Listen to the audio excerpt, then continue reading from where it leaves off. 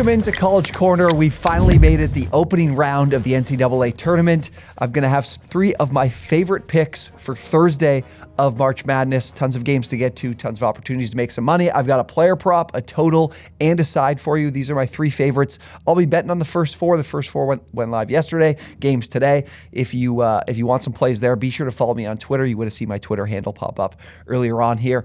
But we'll get to my three favorites, and let's start with Furman and Virginia. I love the over, 131.5. You think of the Hoos, you think of a very slow-paced team, a game that doesn't come together with a lot of points, and seems like a lot of people are thinking that way. It looks like 65% of bets right now are on the under in this game, but one of my favorite things to do in college basketball, and it's helped me make me some money over the course of the season, is taking a fast-paced team and a slow-paced team. When those two teams meet up, you take the over. A lot of it, to me, comes down to the faster-paced team, especially if they're an underdog, tends to pick up the pace of the game overall and has the slower team playing at a faster pace than they typically do. Furman is that fast-paced team. They're 51st in the country in pace. Meanwhile, Virginia's 343rd in pace. Furman is one of the most efficient shooting teams in the country. They're 11th in effective field goal percentage, led by Jalen Slauson and Mike Bothwell. Now, this is a team that can get hot and cold because they do take a number of threes. They're a very high-volume three-point shooting team. Over 46% of their shots come from three. That's 13th in the country, but just as much as this team can get cold, it can also get very, very hot, and points can come in a hurry very, very quickly. But as well, that's not the only reason I love it from the Furman side. It's also Virginia's biggest weakness defensively is against the three. They're 178th in three-point defense. Opponents are shooting 34%. But even better here, I actually like what Virginia could do offensively as well. Furman has struggled defensively both against the two and keeping teams off the free throw line. If you can get to the free throw line offensively when you're playing an over, it just keeps each and every possession more efficient.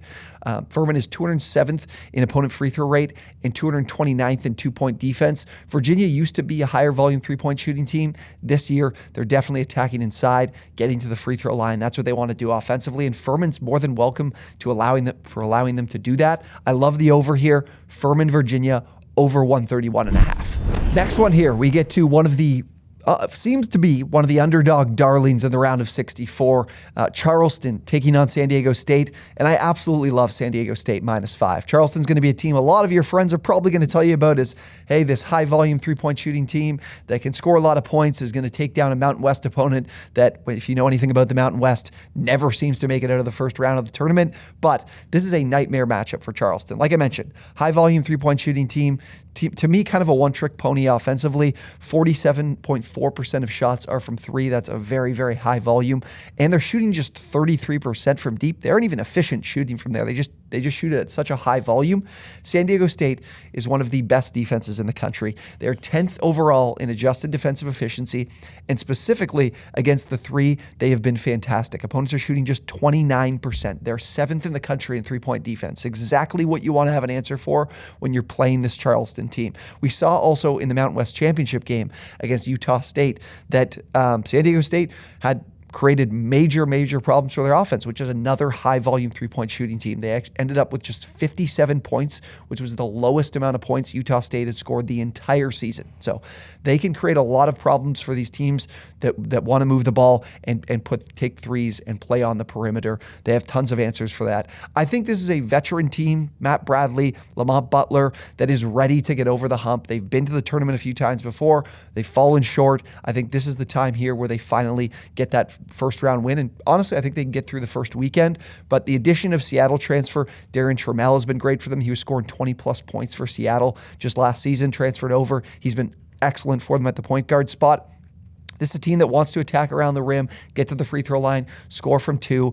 And despite for Charleston having the 6'10" Ante Brazovic, that has been their weakest part defensively, has been defending inside. So I like what San Diego State can do offensively, but more importantly, this game is going to be very low scoring. San Diego State will have plenty of answers defensively, going to make life very difficult. And again, if I'm going to a mid-major team to pull off an upset, I have a hard time doing it when you take this amount of threes against this San Diego State defense. So I love the Aztecs -5. Last one up here, we're going to Tennessee and Louisiana. And with the help of our friends over at props.cash, I've got a player prop for you. Santiago Vescovi over 13.5 points.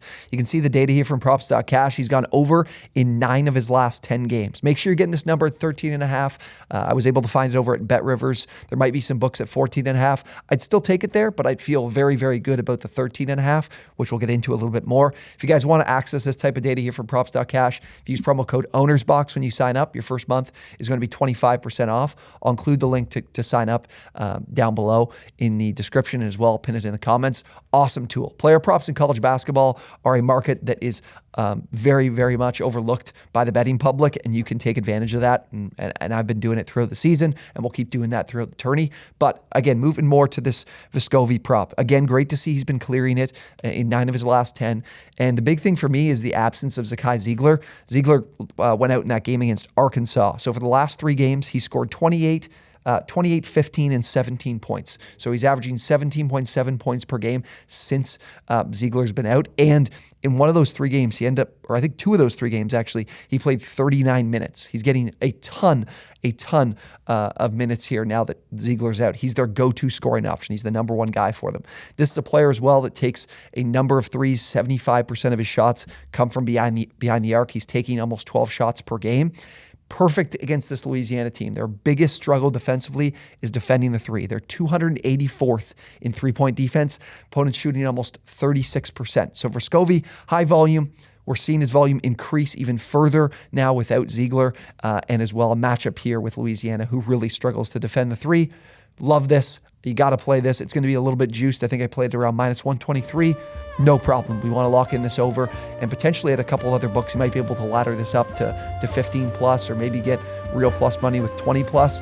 I think he's going to put it on this team and score a number of points here. So Vescovi over 13.5 points. Again, that's on Tennessee. Recapping, we're on Virginia and Furman over 131.5, San Diego State -5, and Vescovi over 13.5 points. If you guys enjoyed the video, be sure to let me know. Drop a like, subscribe to the channel, and of course, we'll be dropping tons more March Madness content, picks for every single day this week, Thursday, Friday, Saturday, and Sunday. We'll have plays for you on here. Be sure to follow me on Twitter. I'll have much more from player props, totals, and sides there as well. Thank you guys so much for watching, and we will see you next time.